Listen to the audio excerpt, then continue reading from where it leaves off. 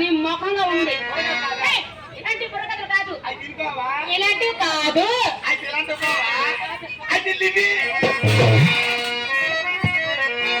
రాలిపోతాను ఇంకేవరా. ఇలాంటి కాదు.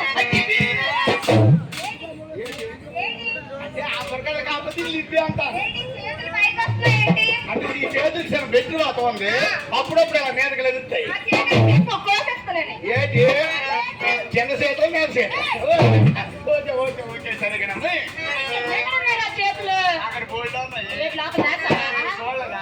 తెలీదు. సరేనా.